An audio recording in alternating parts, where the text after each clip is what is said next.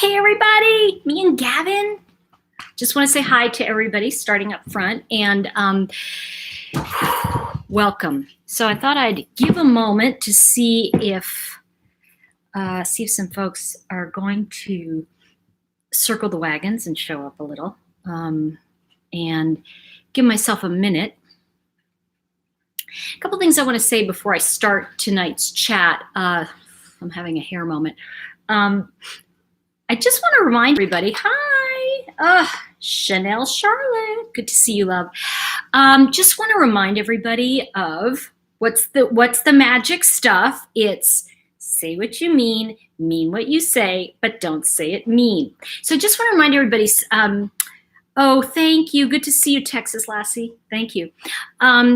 So I want to just, again, before we get into tonight's discussion, I thought I would just share with you up front that, it's funny because some people get on and they say, I lost 3 minutes of my life in the first 3 minutes of your video. So I just want everybody to know I delete those people. So if you're not, you guys probably, but if someone does that, I'm generally going to just delete their comment because it's worthless.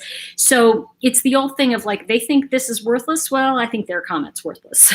So there you go. Hey, so let's jump into you guys. Let's jump into tonight. I was thinking about thinking about the Menendez case and thinking about cases that haunt us. How about that? And I was thinking about why people are still kind of talking about the Watts case as well. And there's two camps in the Watts case. And you guys tell me if I'm right or not, or what you think. Hey, Emily. Okay, the two camps in the Watts case is this. One camp is the people who genuinely are talking about the Watts because it's new to them, or there's something there that they're bringing up. Or there's the other side, which is, and this is just my opinion, remember, all opinions are coming from this. They're coming from it as, oh my gosh, people got a lot of followers, so I'm going to do it. And I want to say that I think that what ultimately will haunt me from the Watts case is, yeah, I know, me too, Sarah. From the Watts case is the idea of Shanann and the babies being murdered. That to me will always haunt me. And if I had to say that in this moment, me stepping back, I think one of the things that really gets me is the idea of innocent people being abused. It's just something that does not sit with me well. It's something that, I just don't feel it's right. Now we know it's not right, but let's talk about the Menendez case because that case has always haunted me. Now I have to tell you that 91 was, I had just moved to LA, okay? And I remember it being really, really torturous to me. Like I remember thinking, the stuff their father did to them. Now, let's just say, okay, I just want to say murder's never right. Okay, let's just get that out of the way because I know there's somebody's going to say, they did murder their parents. Yeah, they did, but their father also physically abused them, emotionally abused them, sexually abused them. I don't know which one he actually sodomized or if he did that to both of them, but I know that Lyle and Eric had a very a partnership in the sense that they had a relationship to protect each other. So it's Tori looks like she just walked away from a waterfall photo shoot. I know, you know what? Thank you. But I just feel like, yeah, it's one of those days my hair is still damp. I am talking about the Menendez brothers. I'm talking about Lyle and Eric Menendez. In 1991, they concocted a scheme to supposedly go to the movies. And then when they came home, they found their parents murdered with shotguns. They were killed with shotgun, and the father was a big.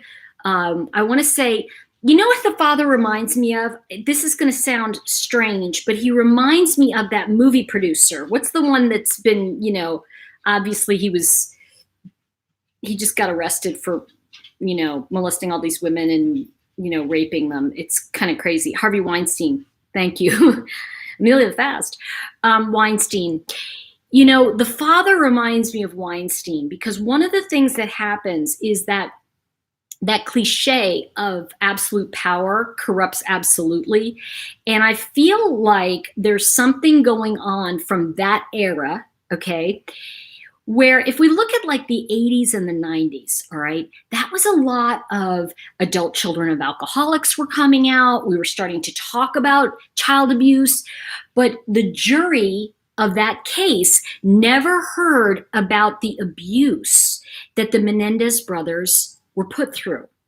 The judge said it was not relevant to the case. Now, believe me, I'm paraphrasing quite a bit, but, and see, here's the thing. I think they were true, and I'll tell you why. And y'all, I totally am open to your opinions and thoughts on this.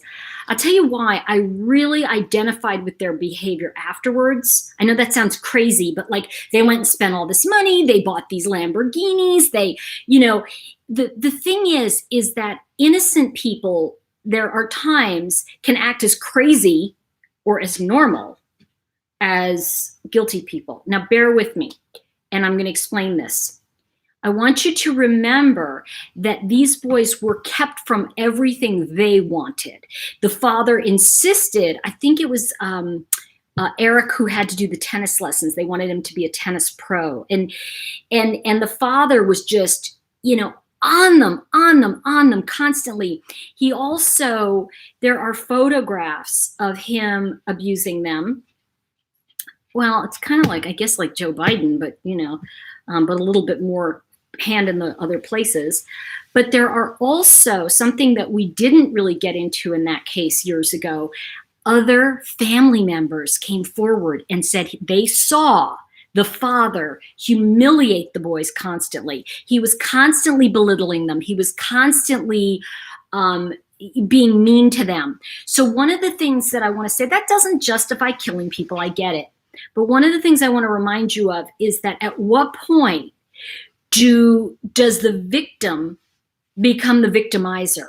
And I think that one of the things that we really passed up in the 80s and even before is that the idea that if these kids were abused and that was not allowed into the court, I mean, you look at them now and they're like, what, it's 27, almost 30 years later. And, they're kind of who they are. The older brother looks cray-cray. The younger brother doesn't, but who knows what prison does to people, right? Now, here's the thing that I want to say is that there is absolutely no proof, as I'm saying this to you, that this is what happened. Now, however, it was never explored in the, Gavin, get out of there. Get over here. There was ice cream in that bag. Come here. Come over here and say hi to everybody. Come up. Come up and give me a hug. Come on. He wants to say hi. So here's the thing. They were not allowed in the court case to bring up or even investigate any of the abuse. Now, here's what I want to say. Would it have made them less guilty? Not so much. But would it have gone from life without parole to life with possibility of parole? I think there's a big difference between someone who is killing someone that victimized them, right? And someone who is like a Chris Watts, who just like, we don't know what'll happen if we let that crazy ass out again. There's like a big difference. He's right here. Hold on. Here you go, buddy. He's on my lap. See? What you doing? You gonna say hi to everybody? I know. You're going to sit on mommy's lap. I know. It's my baby. Okay. I know. He just had ice cream. Okay, let me see. Abuse complicates things for me. As horrible as it sounds, I don't feel bad if my abuser gets murdered. See, by the person they abused. Desiree, that's how I feel. And I feel like the Menendez brothers really did not get a fair shake for several reasons. One, they were two rich kids from Beverly Hills, but also, think about this. They were two Hispanic rich kids from Beverly Hills. And there are many people who would want to keep that father's reputation pristine because he was in the music business and he did create a lot of important careers. So what begins to happen, it's like a Weinstein. Everybody wants to sweep it. I know, baby boy, I know. You're going to upstage me again? All right, okay. Everybody wants to sweep something like that under the carpet because, well, what if they get blackballed and all of a sudden Weinstein's films don't get played? Or like what happened with Roseanne, she gets kicked off her own series. So people are afraid of coming forward. And I think that what we saw in the 90s, in the late 80s, 90s was even worse. So what I'm saying is that I think the family members said it was true that they were abused by their father, who apparently was a tyrant. And he was a tyrant in business too. He worked his way up. He was extremely impoverished. And forgive me because I don't have the whole thing right in front of me. I had the report earlier. But they were very poor, and he built his whole career on being an accountant. He went to college for that. He moved up the ladder. He married his wife when they were young, and they were murdered by their children. But I have to say, when we look at this case, it haunts me, and it always has haunted me because I remember being alone with an alcoholic mother who was insane. And there was a part of me that when she was in the hospital dying, I was like, oh, thank God, maybe she'll get sober, maybe she'll get normal, And I think that Weinstein is a filthy pig. I mean, he totally is. But I want to say that we also, in the 80s and 90s, were protecting a lot of these people. Think about that. Weinstein has been around for a long time, and especially a Hispanic executive, people probably didn't want to drag his name through the mud, and he was associated with big money. So they're going to want to say, close that case quickly, get it out of the way. But it has always haunted me. I'm not going to make any pretense about it. What has haunted me is the allegations of child abuse. And they never were heard. I think that it's not that it makes murder okay, but on a certain level, we have seen, and we've seen this with all kinds of people, where they snapped at their abuser, but they would never really kill anyone else. And I don't know, I can't say for sure about the older brother. 30 years in prison changes people, okay? But I really think they should be retried. Thank you, Margot. They should be retried. They deserve a new day in court, particularly because in this day and age, we really need to look at all of the people in the game. When we were talking about the Watts case, for me, this pales, like these Lyle and Eric don't feel to me like the viciousness of Chris Watts. I know that sounds like odd, but I mean, Watts killed babies. These boys killed people that were abusing them. And, people are like, oh, why'd they kill the mother? She didn't abuse it. She turned her back. She wasn't protecting her kids. They needed Johnny Cochran's, and I'm going to tell you something, they did. Because as much as I think Leslie Abramson was very smart, I don't think she was the right lawyer for that. She looked to 80s. She was not the kind of powerhouse, kind of civil rights. They needed somebody who would come in and go, these boys are being persecuted, and I'm not saying that they would have gotten off. That's not what I'm saying. But life without parole, when you kill people that abuse them? What about women who've been abused by men and they kill their husband because they have to protect themselves? Now, I know that these boys didn't do that, okay? I want to be very clear. They tried to hide their crimes, and then when the younger boy went and admitted it, the older boy said and he admitted it to a therapist, the older boy said, I'm going to kill the therapist if he says anything. That could be a little bit problematic. But I don't think they both carried the same weight in this crime. And I also feel like, and it goes back to also crimes that haunt us, right? Crimes that haunt us. There's one other thing I want to say about that, and I've been studying, yes, I have, I can't believe it, but I've been studying Charles Manson too. And one of the things that was very clear in his story as well was the incredible abuse he had as a child. And I want to say this, it's the cliche that everyone says all the time, which is, well, just because some people are abused and they don't go crazy, that's true, but some do. And it's the ones that are going to go off the rails that we watch for. The ones that suffer in silence, those are the ones I care about too. I mean, I have to tell you, I feel very badly that these boys were not given a chance at what I call rehabilitation. I think that, am I freezing again?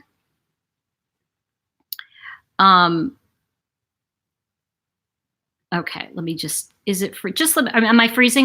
All right, hold on. I'm just going to plug in the internet because that's what I did. I went and got the internet thing. Hold on. It's all right, Gab. We're just going to plug in, buddy. Okay. Let's see. I think it's just rush hour, guys. I got the thingy for the thingy. Can you see me? Okay. It's not freezing there. Are you guys freezing or not? Not freezing for me either. Okay.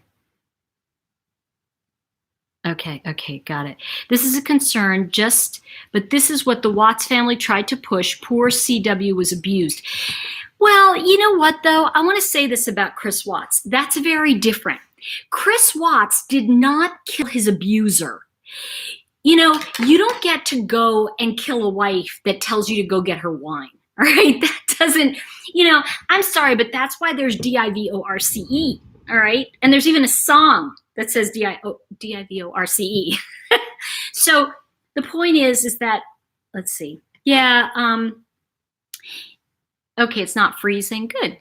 I'm just going to check and see what folks are saying. The younger brother had somewhat of a conscience. I agree, Alisa. That's why he confessed to his therapist, but he didn't mention abuse. You know what, though? Remember something, too.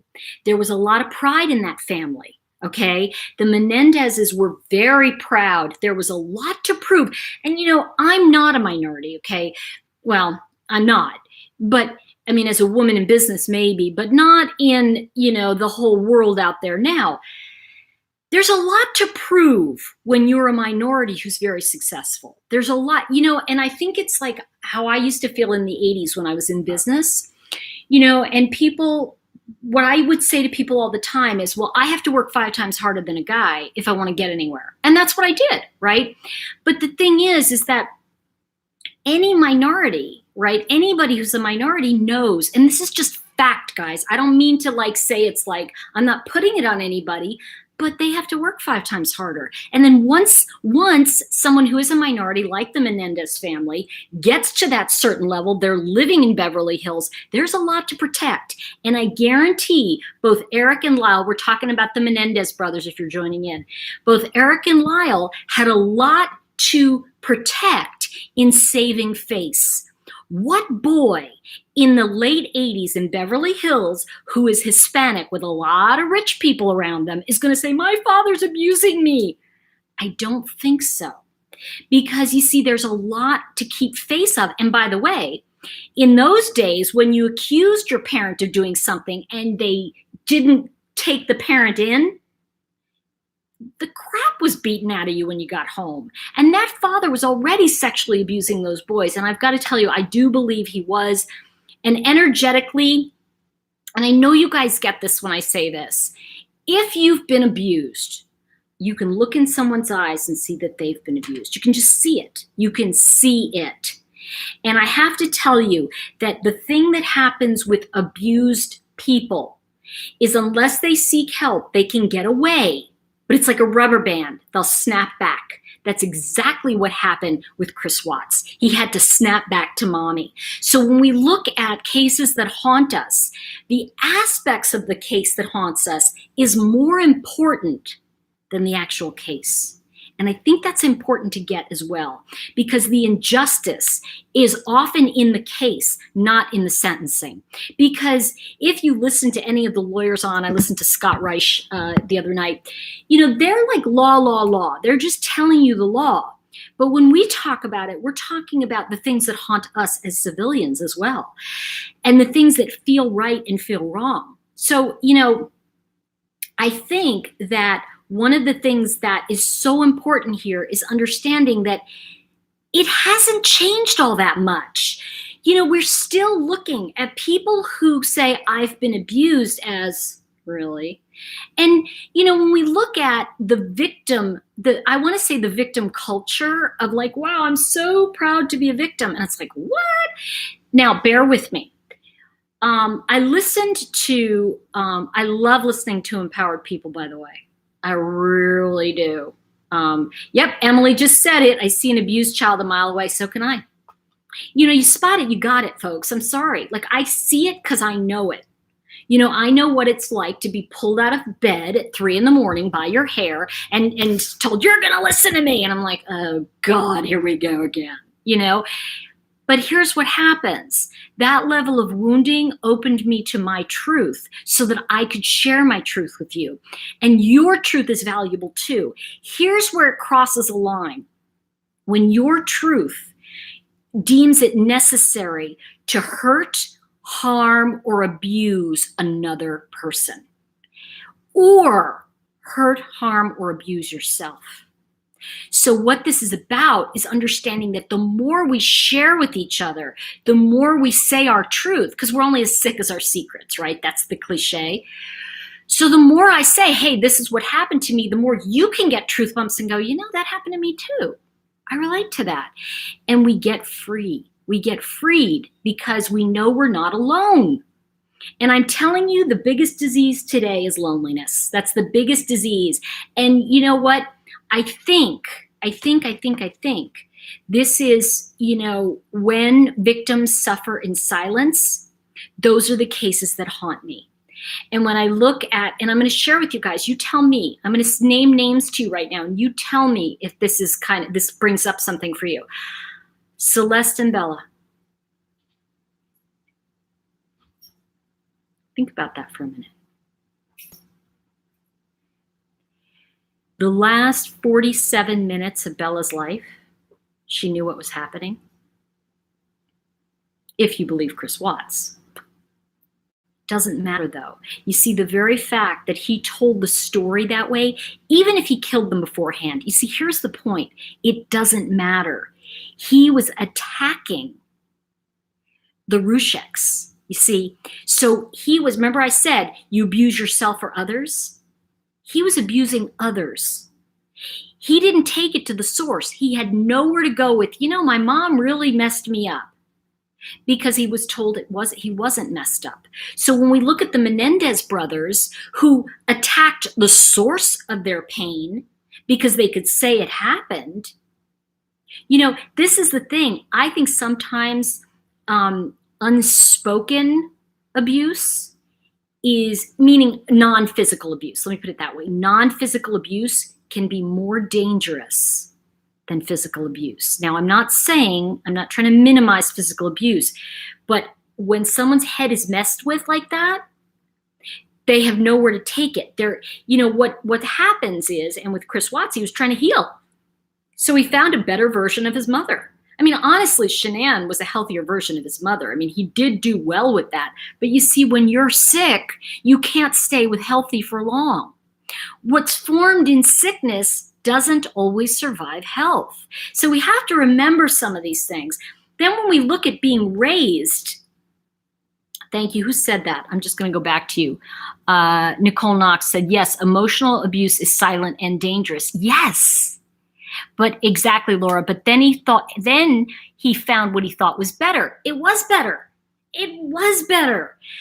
But you see, it's the old thing of like, he knew it was better, but then something even more enticing came up. And he was like, and then not only did he go after the enticing, but then he killed what was in the way of his lust. Now, in a sense, he did kill his mother, right? But here, he killed the thing that was in the way of his being happy and what his mother told him would make her happy. So Shanann being dead served two purposes. And somewhere along the way, I guarantee he got the idea that the kids were more hers than his. So you can see when we look at that as the victim, you know, as we I look at the girls, the babies, as being victim.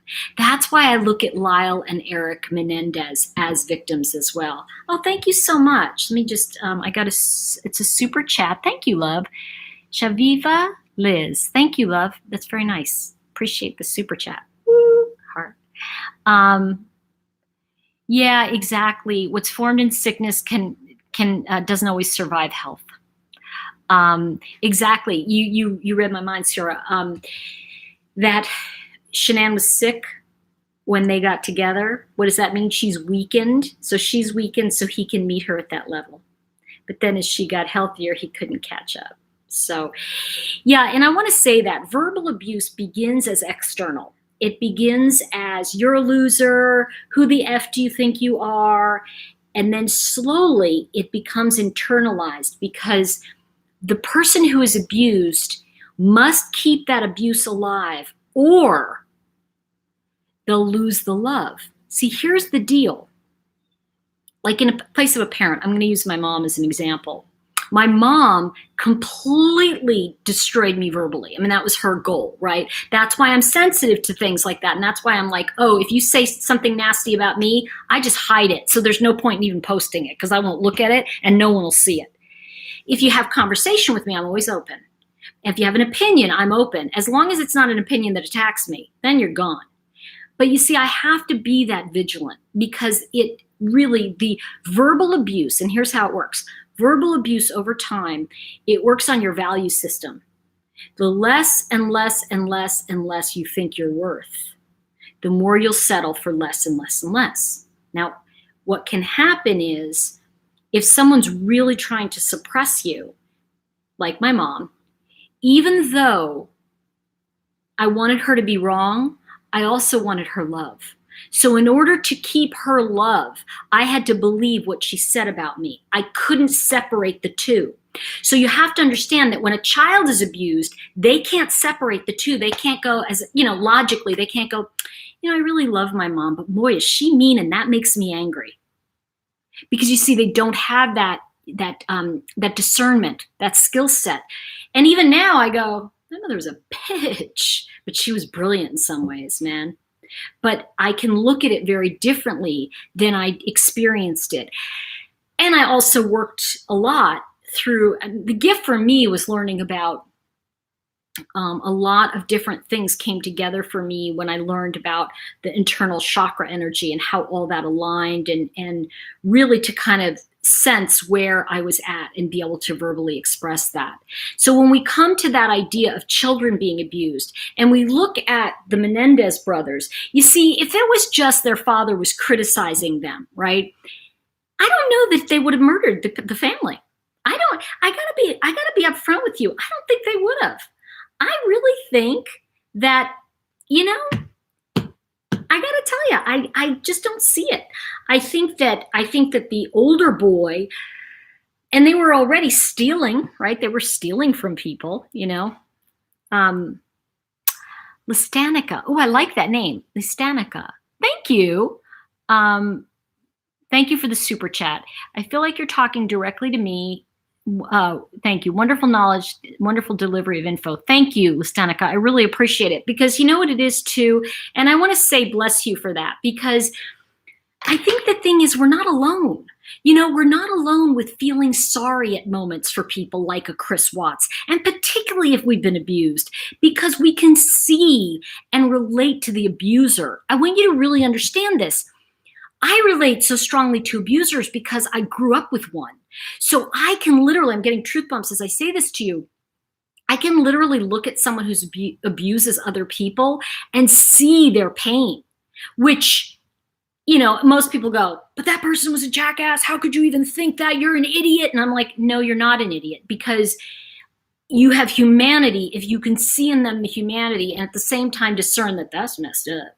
You know what I mean? Like, and I think that's what, you know, for me, why I, on this channel, why I'll go in and I'll ask someone, what do you mean by that if I'm not clear? I won't, you know, if I know the person. But if someone just gets on and starts criticizing, it's like, you're of no value either. Because you see, what you're doing is you're only trying to abuse someone because you feel bad inside and haven't dealt with your own feelings. And the thing is that, you know, don't get me wrong. Like, when I feel bad inside, I, like, you know, have my moments too. Well, of course, I'll eat chocolate and watch Columbo, as you know. But for me, you know, I think it's kind of like, we have to be open with each other about this stuff. And when I look at the Menendez case, I'm not saying they should be free.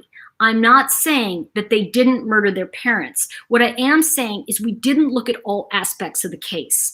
And if we're going to look at a case that will haunt us, right? And everybody has a case that haunts you. I don't care what, if you're into true crime or you're fascinated by this stuff like I am, right?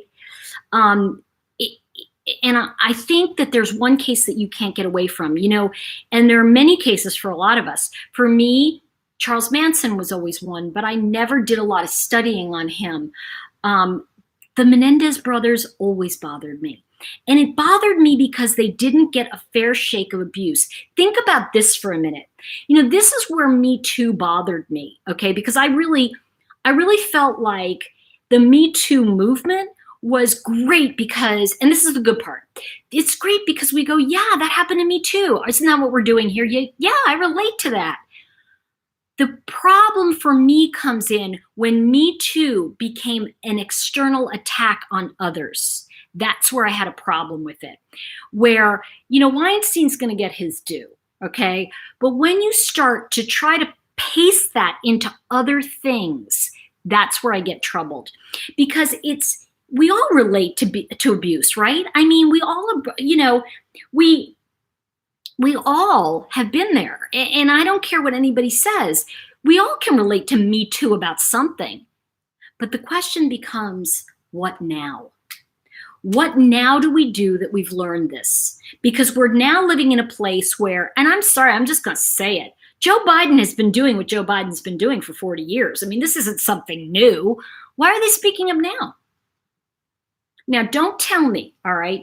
Don't tell me partisan whatever. The point is that both sides play the game and there's a tennis ball going back and forth. It's because people are wanting justice in a way they're never going to see it. Think about it. You can't get justice if you continue bad behavior. I mean, am I right? Justice really only comes when we can really learn from it and correct it. You know, if you think about it, the Me Too movement was great because so many of us really realized, God, I was abused. Yeah. I mean, I talk to any woman, all right? Any woman I know, I go, you're abused, right? And they're like, yeah. But, you know, we didn't walk around like that because it was like, that was the accepted norm. I mean, I got to be honest with you. I watch some of these shows from the 80s and they're grabbing ass and I'm going, oh my gosh, that would never get done today. And that's good and bad, right? Because the idea is, well, we're showing people the wrong thing. Forget what they watch on TV. Forget that. At the end of the day, it's what's in here. It's what we discern. It's who we are. It's teaching each other, you know, how to behave better. It's behaving better myself so I can be an example. It's you behaving better. You know, when your grandmother said this to you and your mother said it too, well, just because he's jumped off a bridge, would you? No. So when we look at this case, I think it's only fair that it gets reopened, and I'm talking about the Menendez case. It gets reopened, and we look what we look at, right? And I'm so glad you used this word, Emily. Bear with me, because I know it's going to sound. Oh, good. Cayenne said it. Thank you. As a woman, I was afraid to say what I thought about the abuse and manipulation of Me Too. See, and this is the thing. It's like, it's a valid idea. But what happens is these celebrities get a hold of it and they make it something it's not. Because it's about the people that are abused, not the abusers. Do you see that one more time they're trying to make it about the abusers? Do you see that even in this Menendez case, they're trying to make it about the abusers? These people were, you know, and bear with me when I say about the abusers, I mean, they were the victims ultimately. The parents were abusers. So wait a minute, at what point can Lyle and his brother be part of Me Too? See, I think we have to say that abuse is not okay no matter where it comes from. And I want to talk about boundaries because I think that's a very important topic. Yes, they do think everyone should listen to them. Thank you. And you know what's funny? That's where I get really upset. I go into an upset over this because I believe that, and don't get me wrong, okay, I want to say this very clearly. I think that Roseanne did a lot of good in the 80s and 90s. I think that Roseanne Barr was the voice of the normal person, the average woman. I mean, I remember going out and speaking when I was doing presentations, and I would go out and say to people, you know, the average American woman is size 14 and 5'3", 5'4". Now, that's not tiny. And so the truth is that when Roseanne came on the scene, she represented middle America and the real people out there making a living and whose husbands worked and had good husbands or had good marriages and they had funny, cute, impossible kids. And you see, what we're looking at now is that the Hollywood people are trying to say, well, with my platform, I'm going to tell you how to be. And it's like, you know what? Your platform means nothing to me because it doesn't pay my bills. You know, it's like I love when people think that because they're famous, I'm going to listen to them. No, if you're a caboose, you're a caboose. And I don't mean that in a good way. Oh, Nikki. Oh. Oh, the toolkit. Thank you for the super chat, Nikki. I so appreciate it. I'm so glad you got that. Let's see. You're a caboose. Oh my God. Isn't that a good line? I just thought of that. You know, instead of saying ass, you're a caboose. Because they're the end of the line. Nikki, I want to say thank you. And, you know, I think that the toolkit she's talking about also, what Nikki's mentioning. No, I haven't forgotten about boundaries. What she's talking about is the toolkit that actually changed my life is the Chakra Wisdom Toolkit. I think that's what you're talking about. And a lot of what I share with you guys is stuff that came through me in this. So a lot of, like when I talk about love is grief without a place to go. Or grief is love. Right, grief is love without a place to go. That's right. So those are things that the fables taught me, and I learned from that.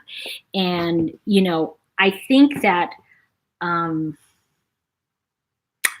So that's but I want to get back to Nikki. Thank you for that. Let's see. I think there are many of us that love Roseanne, understand that she has her own challenges. Thank you, Amelia, to deal with, but she's done more good than bad.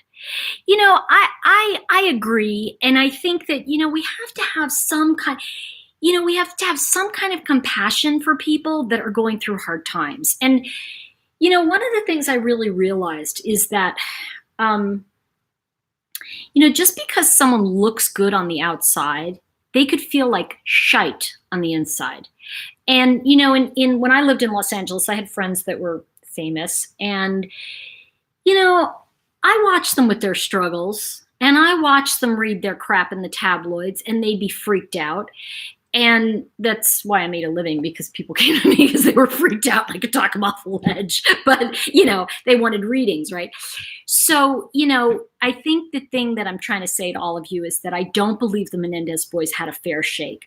I don't think, and I'm going to bring up boundaries, because one of the things that has always bothered me, and this is my own thing, it's believe me, boundaries is a buzzword. It's common. A lot of people use it. Nothing, right? Like, I know, Cruz Boston, thank you. And Nikki, I just want to say thank you again, because I kind of know your journey a little, and I really appreciate the super chat. Thank you. So boundaries, let's talk about that. So one of the things that I learned for myself with boundaries is that, think about it like law, right? Like crimes that we're talking about. Every criminal, every crime is different. And although they may appear the same, and there could be similarities to it, different parts of the law can be applied to any particular criminal. Bear with me. So when we look at our lives and we look at the idea of boundaries, what comes forward to me is that, and this is just, again, my own stuff, is that boundaries are really about putting a fence up and saying, this is my boundary. Whereas, it goes back to diversity versus an open mind for me. And that is that I believe that some things are acceptable to me by certain people, and other people, they're not acceptable. Like, and bear with me, if I had I remember when George Bush, he was like 97 or something before he died, he grabbed some woman's ass or something. He's 97 and he's like senile. Okay. And, people are like, oh my gosh, he did this. And I'm like, he's old, forget it. And I'm not saying it's right, but I mean, And so we might look at that as a different circumstance than someone who's 37, all right? Because one knows better and one is just not there. So as I say that to you, I think I look at what's acceptable and what isn't. What I might accept, for example, and I'm going to use Crystal, I'm gonna say, like Crystal, I may accept certain things from Crystal saying to me that I would never accept from somebody else.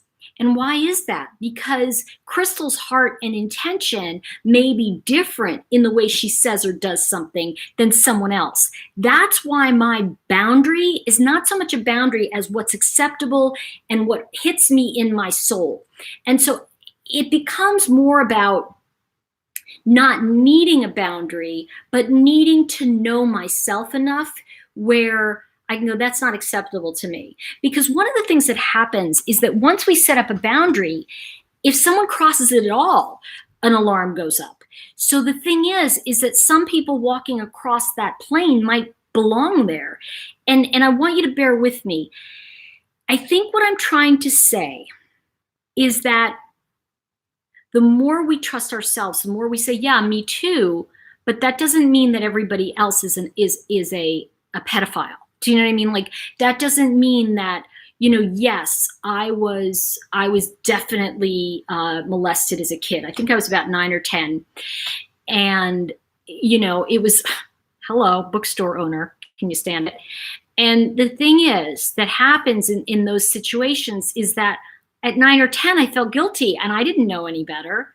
But the thing is that, as a woman now, if someone tried to pull that crap with me, they might get a fist of knuckle. I can only say that, or they might get a big book across their head. Because the thing is that, I know how to discern it now. As adults, we have to create healthy boundaries and guidelines, I want to say, for children. But as we get older, we have to be able to have these conversations where it's like, I can't have a boundary of like, you can't ever talk to me about this. But I can say, you know what? I can't talk to you about this because I'm not going to be impartial.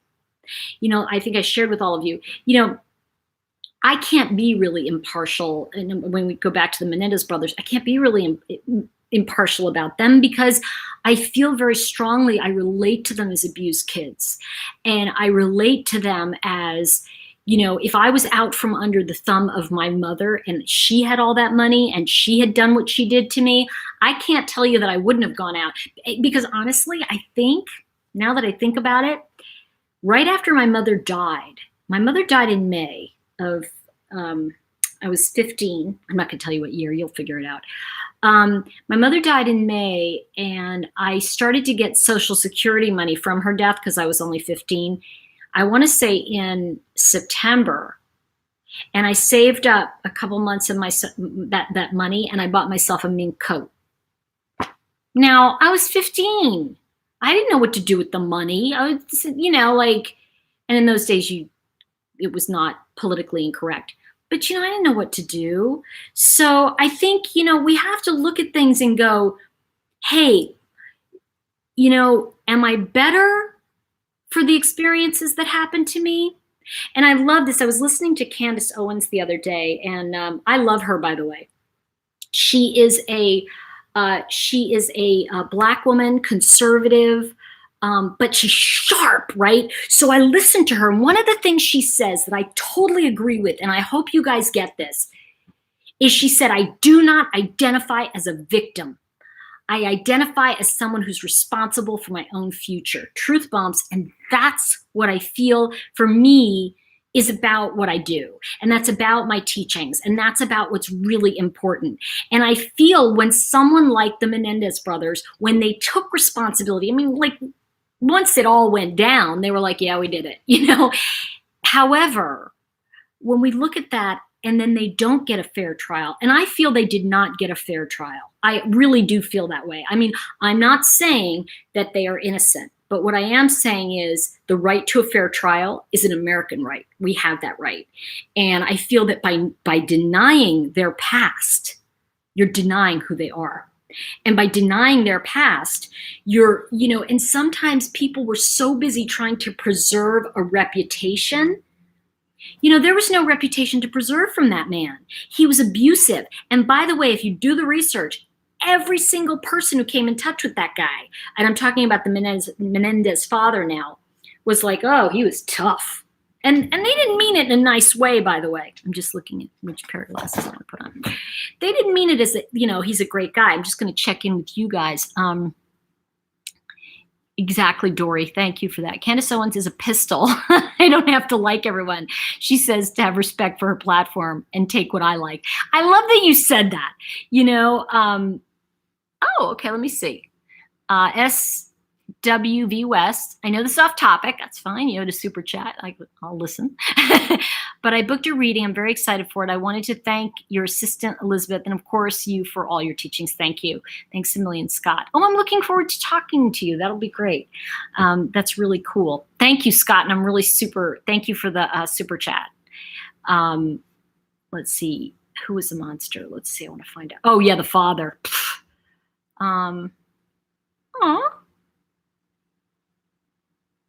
AJ, bye. Okay. Yeah, here it is. AJ, I want to say you're not alone. I'm mixed too. My mother was disowned by her father for marrying him and having me. You're not alone. I've been through it too. See, I think we've all been through the crap, right? And so here's the thing. It's like no one's scar is better than anybody else's. But what happens is sometimes we think it is. And sometimes we have this idea that our life is worse than someone else's because of an external appearance. We can look at people who live in Beverly Hills and go, gosh, they've got it going on. But I was just talking to a friend of mine last night. There were 6 kids in her family, and her father worked his way up. They had nothing. And he ended up being a very famous trial attorney later in life. And they bought this beautiful home, and they all kind of cuddled in this one small room because they renovated a Victorian home. And she said those were some of the best times because we were all together.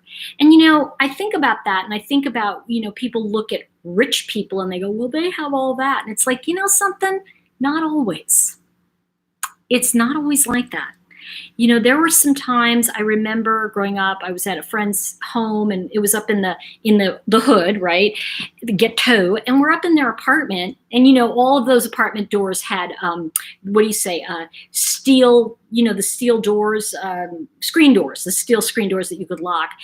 And the doors were open at night, and just to get a breeze through, and we were all talking to each other, and people would drop by and smoke a joint. And I think I was 13 at that time.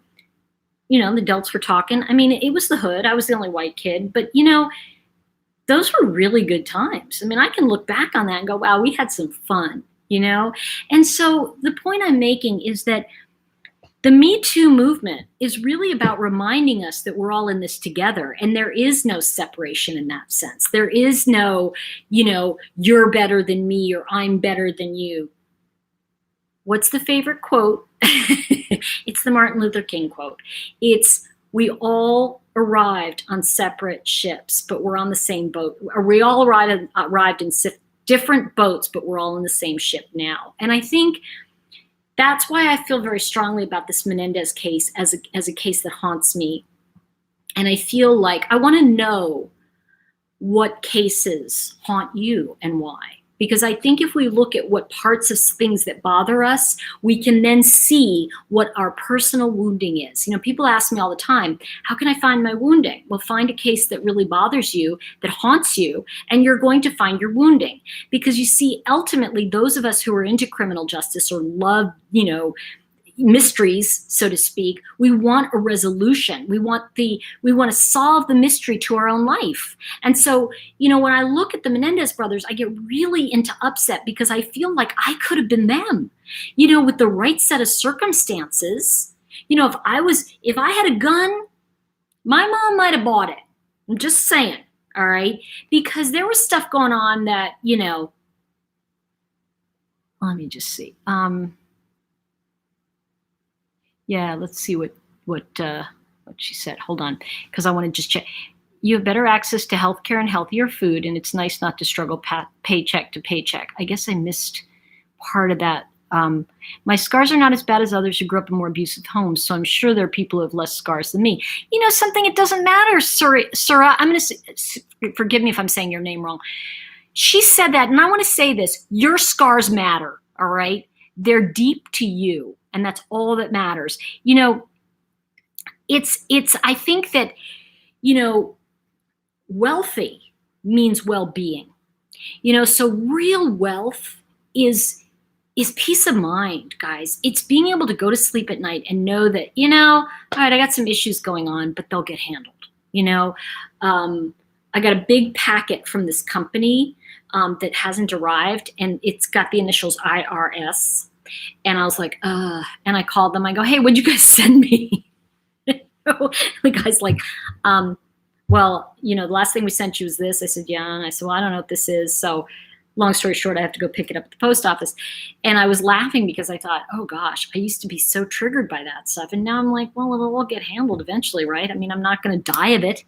See, this is the thing, is that, and I want to say this, I think it's Shura.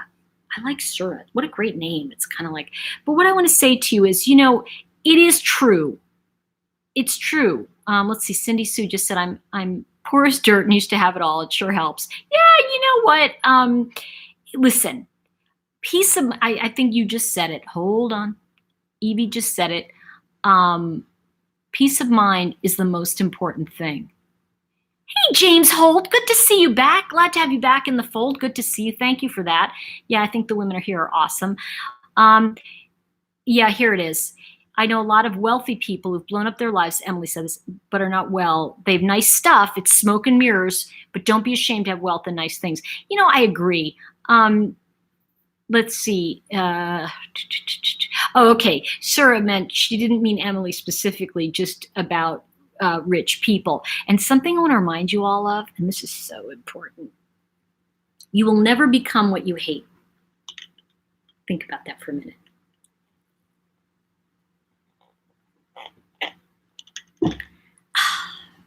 You'll never become what you hate.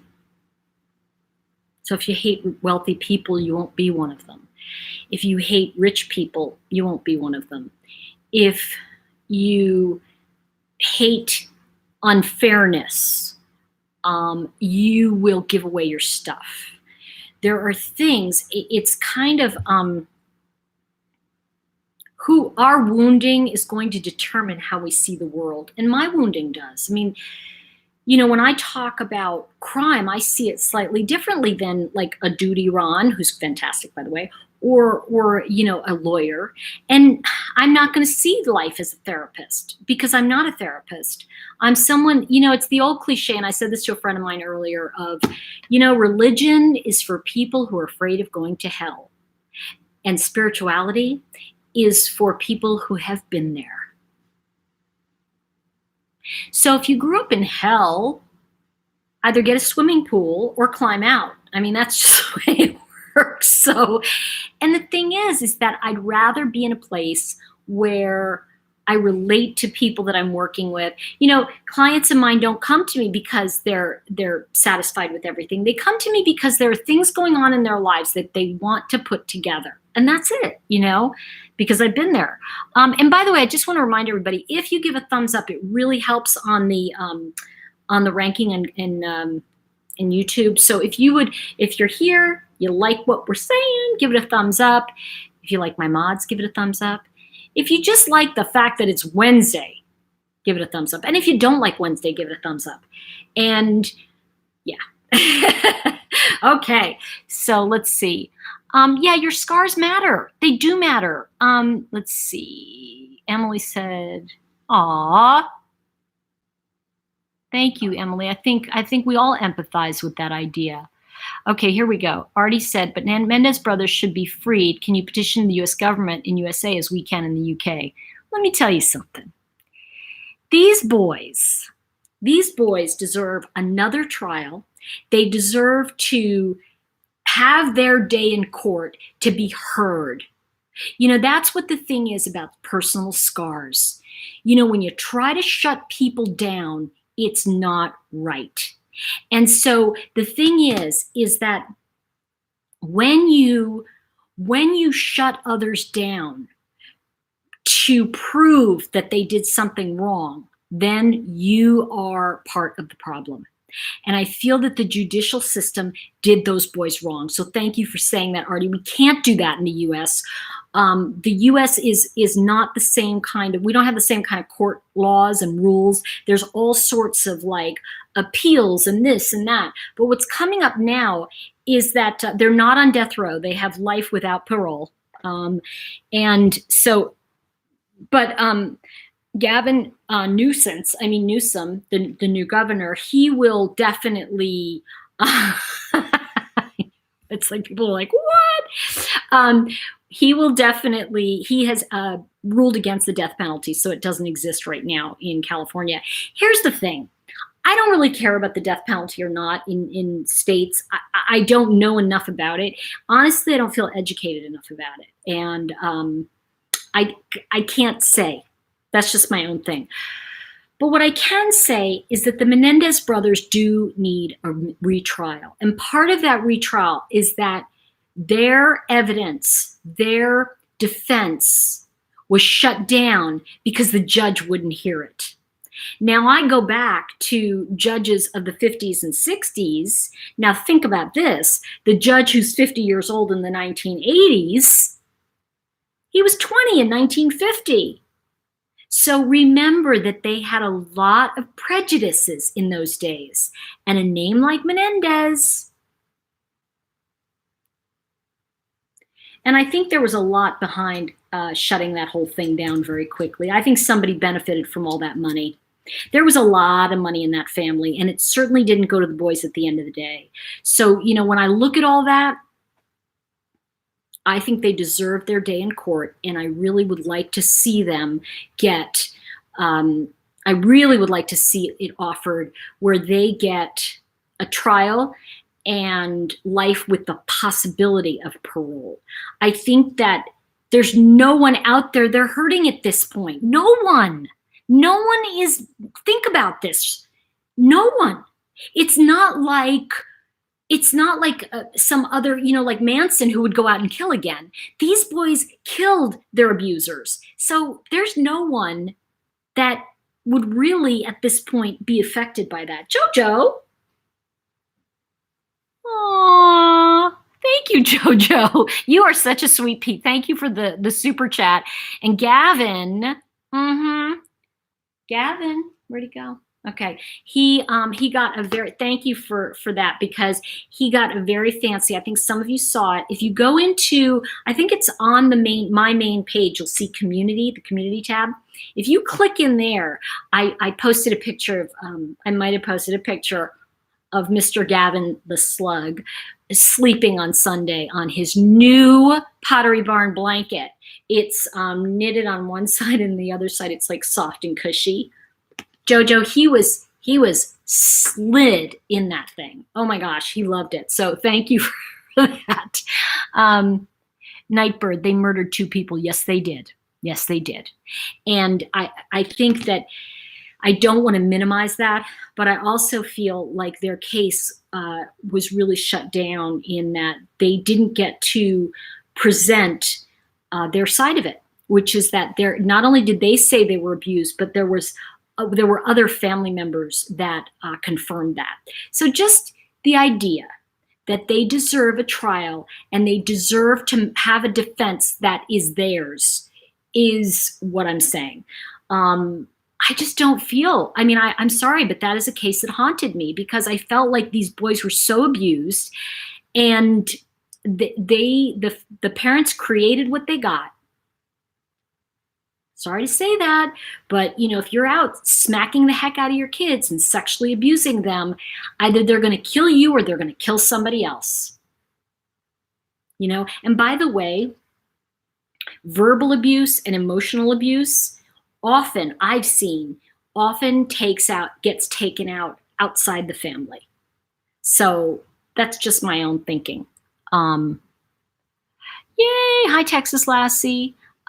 Artie B said, even family members supported the new. How did it get to the verdict? It did. Exactly. See, the way it got to the verdict of, thank you for saying that, Artie, about,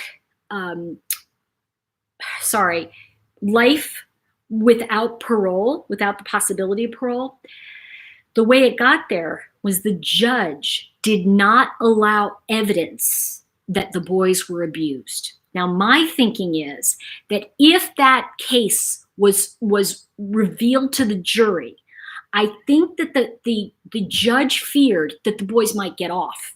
So he wanted the case just on the merits of their actions. Well, that's fine, but we've got to look at what's precipitating the action too. And the thing is that there was no, you know, it's the old thing of like, what's the motive? Think about this for a minute. If those boys were really their father's son and they were really that smart, did they really kill him so they could get 2 Rolexes and $50,000 to go play tennis around the world and to drive a Bentley or whatever, a Porsche or something? I've got to be honest with you. I don't think that's really enough. Now, I know for some it is, but they were going to inherit it anyway at some point, except the father just wrote them out of the will. So I have to say there was definitely, I think the father was asking for his own death. If, you know, sometimes I feel with people that they push and push and push until you break. And we can go back to the Watts case. Look at how, and I think the more I look at this, you guys, the more I think that Cindy and Ronnie knew about the girl, the girlfriend, whatever her name was. I don't really care. But I think they knew about her, and I think Cindy was secretly happy about it. And I think it was really, that was a lot of what was going on there. Let me just see something. Murder was murder no matter what. I agree. But I still feel, yes. Thank you, Mabel. This was actually, I think, the second or third time they were tried. The first jury found them innocent. Not innocent, but they were hung. And the second, the prosecution showed the case very differently. And they were, they definitely knew. Yeah, the parents. Joanne's talking about the Chris. Yeah. And Frankendoll. Oh, good to see you, Frankendoll. Haven't seen you in a while. Let's see. I finally took my like. Is everybody still at one like? One like? Ooh, I don't know. Make sure you give it a thumbs up, the video, if you will, guys. And I don't know if you know this, but not just me, for other people. Across the top there's a little thing that says share. You can literally click it. And I do this when I'm watching Duty Ron or Jewel or some of the other channels I enjoy. I'll click that and just send that right over to my Twitter feed and, you know, and let people know that they're on and they pick up new followers. So it's a really good thing to do. Let's see. Yeah, Margot, thank you. Their father murdered the boy's spirit. Yeah, I think so too. And Lisa said it. Those boys are paying for their crimes and their father's crimes. They have no justice for what was perpetrated against them. I agree. The justice system and society has failed them. And see, that's what I feel like. You know, this is the thing about the Me Too movement, is that it wasn't just men abusing women, okay? It's also, truth bumps, it's also the criminal justice system abusing minorities, and they're a minority, but we didn't look at it then. It's also the criminal justice system taking shots at people so that they can win a case. And I'm telling you, you know, it's very, very tricky to win these cases. And the only people who win at the end of the day are the lawyers, because everybody loses once you're in court. You know, people have lost their lives even if they're innocent, because they get destroyed, they lose jobs, they've spent everything they have. There's nothing that you can do, you know. Hi, Crystal, good to see you. There you are. Red like wine's here. Okay, so let me just see what you guys are saying, and then I was gonna. Oh, Evie, Scorpio, you're funny. My dog and cat saw Cindy Watts on my laptop. She was checking on something, and they ran out of the room. You are funny. Okay, let's see. Yeah, Artie said society has failed them. Why isn't there someone in authority celebrating, highlighting them? They need to be free. They shouldn't just be in jail. It's tragic. Thank you, Sassy Ma. Does the prosecution have a quota? No, they give out free toasters. You know, it's like, yeah. And here's the thing. What I don't like, and this is me, okay, opinion. I think that there's a lot by the way, you guys, there is a movement to free the Menendez brothers and to try them again. There is a movement slowly happening. I want to get more involved in it and find out more about it. I really feel they deserve a new trial. I do believe that these are boys that will not go out and kill again. I'm sorry, I just don't see it. The older one, maybe. The older one, I would say, this is where, you know, I thought jail was supposed to rehab them. Why don't we just stop sending people to prison and send them to rehab if they had a good therapist, you know? But the problem is, and here's something, I know I'm going to make some enemies when I say this, but you know what? I don't think you become smart by just sitting there and quoting the Bible. I think you have to live the Bible. I think you have to live in that way of being a good person. And I think the ideals of the Bible are there, and some of the good things in it are great. But you know, I think that there is such a thing as, you know, we have to just at the end of the day be good people. You know, I can't, you know, I don't mean to, and I have nothing against, I really don't have any, I think it's great. I really seriously, when I say that, I don't have anything against it. There's also another case I want to follow that I'm going to bring up to you guys, and I'm going to do some research this week a little bit on it, but I'll be talking about it next week. It's a boy in the UK who, a Muslim boy, he's been doing 20 years of time, and they're trying to free him now because they don't think he did it. Even the police officer doesn't think it. And it's a Pakistani boy, and young man now. But I want to find out more about that case. I want to bring it to you. I think we need to look now more than ever at, when I say this, bear with me, you know, social norms. I I don't want to defend somebody just because of their skin color. I want to defend somebody because they are wrongly incarcerated or they are unfairly judged. You know, I think if I'm going to be honest with all of you, it's like I always have judgments, but I don't act on them.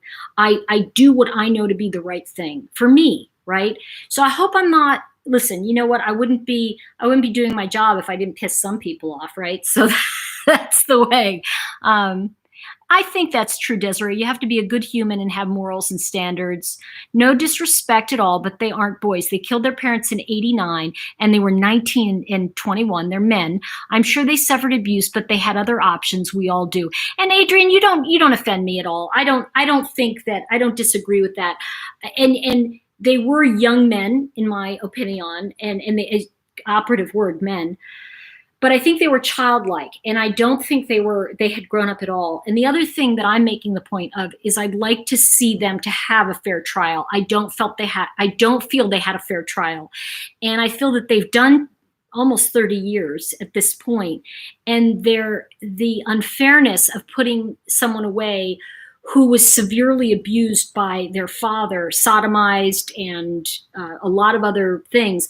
I think that we need to relook at the defense for them. I don't disagree that they did a crime. I think they did. And I think that they were young men and they made a choice. I don't know that I would have chosen something different if I'd had enough of sexual abuse. And there are lots of women in America who shoot husbands that have abused them enough, and it's just a Tuesday, and they get up and they pull the shotgun and they kill the guy while he was sleeping. And it's like, well, but he wasn't doing anything. He had done enough. See, and that's where I'm standing. It's not that I don't feel that they did the crime and that they have to do the time. I feel that they need a fair defense. That's what I'm saying. And, you know, it's not like a serial killer that's going to be out there doing stuff constantly. So I think we just need to look at the crime in a fair way. I agree with you, Joanne. The younger boy followed what his older brother told him to do, and he adored his older brother. You know, I think treat others the way you want to be treated. Thank you, Black Rose 11. Mom said that. I'd be afraid if they were not my neighbors. Sorry, but that's my opinion, LOL. Let me think about that for a minute, Cruz Boston, because I'm thinking if I wouldn't. I'd rather have the Menendez brothers next to me than Chris Watts. Just saying. Because for me, the Menendez brothers, they had an abuser that they took out. Now, would I want to get in an argument with them? Probably not. So I can't say for sure. But, you know, I feel like, I don't know, at a certain point, we all have a right to a fair trial. That's it. The only thing I'll say about them being men at ages 19, 21, the brain does not finish developing until 25, 26. So in that case, they're still adolescents. Red like wine, I think that's kind of true. Let's see. How many, Emily, thank you. How many people are helping sexually abused men? Sexually abused young Hispanic wealthy men in the late 80s? This is where female privilege really comes into play. Yeah, you know, I think the thing is that, and this is where, and I'm glad you're saying this, I think we just want to look at it as, okay, I would like them to have a fair trial today, with today's norms, with today's ideals, and to really look at, you know, racial discrimination. Sorry, I really feel that they were profiled in that way. They were Menendez's, okay? And I also would like to see them get I really would like to see them get a fair day in court, who they are now and how they are now, and have an opportunity for parole. That's all. I think that they could do a lot of good. I think there's a lot of good, and there's some people I believe that can get out of prison and help other people. And I do believe that, you know, one of the boys, I think, forgive me, I think it's Lyle who's gay. And I think there's a lot of help that these boys can give to other people. And I think they can be useful members of society. So that's just my own take on it. And that's my own vibe. Again, I could be wrong, but I just feel that could be true. Lynn, thank you so much for the super chat. Hold on, there it is. 1111. Okay. I want to say thank you for being you. Thank you, Lynn, and thank you for being you. I really appreciate that. It really means a lot to me to be able to have this community and be able to share. Let's see, Jeep Girl, would you want to be the Menendez neighbor now? I wouldn't care. I tell you what, I've lived in all kinds of places. I've lived with wealthy neighbors, and I've lived with poor neighbors, and I've lived with people who were fun and people that weren't so fun. I think that I would really love to be able to know them. So I think it would be for me an honor to befriend other abused people, other people who've been abused by their parents, sexually, emotionally. To me, we have a special bond that no one can take from us, because we either grow up and we learn how to transform our wounding to help others, or we sink down into the bottom of society, never able to get up. And I really feel that there's that huge gap, and a lot of people get stuck in the middle. And I'm not interested in being in the middle. I'm interested in being in a place where I can help people from my own abuse, from my own truth. And I think that's what we all want. I don't think I know more than any of you. I think you have your own answers. That's where my whole thing is that I don't believe that there is anything outside of me or outside of you that has a better answer than you do. Here's the key. If God made us in the image of God, then don't we have all the chakras in us? Don't we have all that energy in us? And when people talk about crystals, well, crystals were in the earth. So did God create the earth or not? But, if you don't think so, who cares? Then you can still enjoy crystals. But here's the thing. Crystals also created our first ability to create radio waves and communication. So we have to look at the magic that we live in and the ability that we have today to say that's not right. And I think that we have to come from a place of, and I'm just telling you, and some of you are calling in from all over the world. In the country I'm in, I'd like to see everybody stop the infighting. And can we just agree on these things? Can we just say, look, when Obama was president, it was all about the healthcare, Obamacare, and some people didn't want it, but it got passed. Now it's about the wall, and some people don't want it, so they want to attack this guy. And it's kind of like, at the end of the day, you're like, oh my God, I don't think I can survive 2020. That's why I'm off Facebook. That's why you won't hear. I'll put dog jokes on. That's about it. Okay, not higher consciousness. After studying psychology, I believe those brothers were abused as children. Thank you, Stephanie. I feel bad for them. I believe those parents got what they deserved. Stephanie Michelle.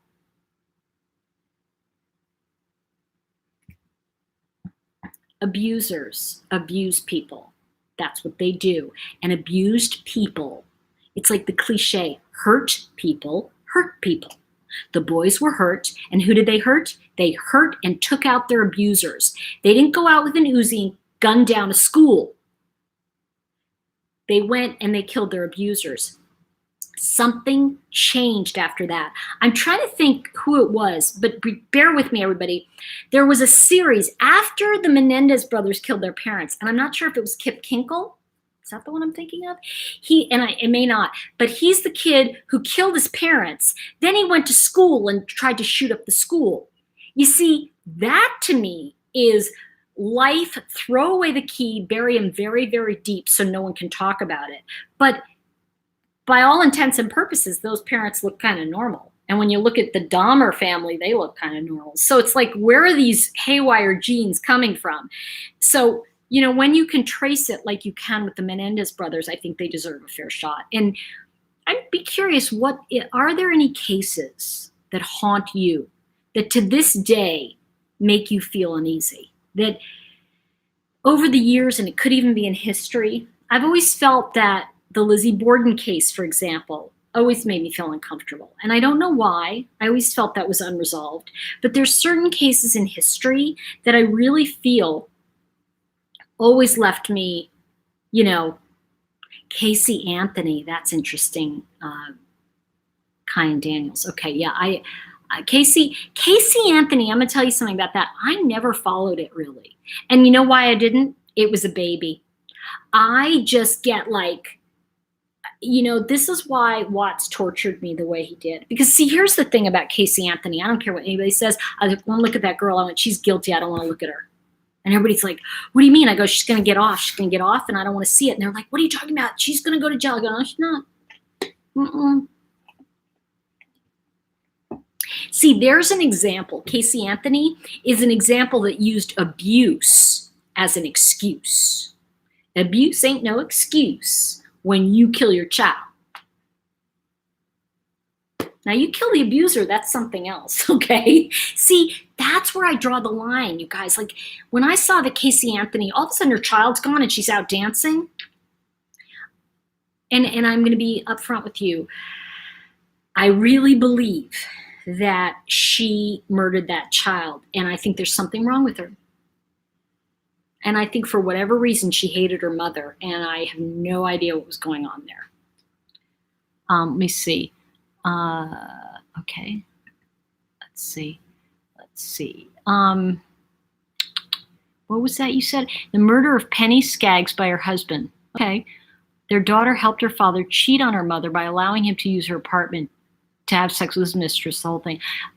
Okay. Got it. Oof. Wow. That's a big one. Whoa, Nelly. Yeah, Cruise Boston. Totally. Kathy, I had to leave work. I was shocked she got off. I wasn't. Sorry. The one that shocked me, though, was O.J. Simpson. No lie. Okay. I cried for 2 days. It's up to us to make our own happiness with friends and families, people that care. I agree, Tim. I really do. Let's see. I lived in Orlando at the time. Are you, Cam, are you talking about Casey Anthony? I just need to know.